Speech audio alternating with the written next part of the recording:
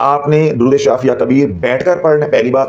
دوسری بات یہ ہے کہ جب درود شافیہ کبیر پڑھنا ہے، اول و آخر تین بار درود ابراہیم پڑھنا ہے۔ تیسری اور آخری بات یہ ہے کہ آپ نے جب درود شافیہ کبیر پڑھنا ہے تو آپ نے اپنا حصار کرنا ہے، پہلے حصار کے بغیر نہیں پڑھنا۔ یہ تین باتیں میں نے انتہائی زور دے کے تفصیل کے ساتھ سمجھائی ہیں کہ کسی کو ہماری وجہ سے نقصان نہ ہو جائے۔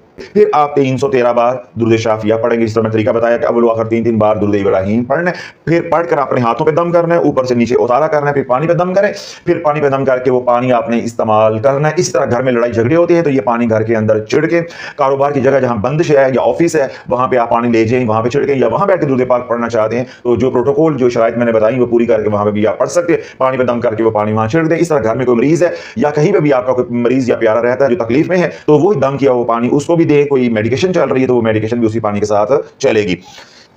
اسی طرح گھر کے اندر لڑائی جھگڑے ہیں تو اپنے گھر کے اندر چھڑکاؤ کریں پیچھے سے آگے کی طرف۔ یہ نہیں کرنا کہ کبھی چھڑکاؤ ادھر ہو رہا ہے، کبھی اس کمرے میں ہو رہا ہے، کبھی کچن میں ہو رہا ہے، کبھی ٹی وی لاؤنج میں ہو رہا ہے۔ گھر کے پیچھے سے چھڑکاؤ کریں گے، کرتے کرتے آپ گیٹ کی طرف چلے جائیں گے۔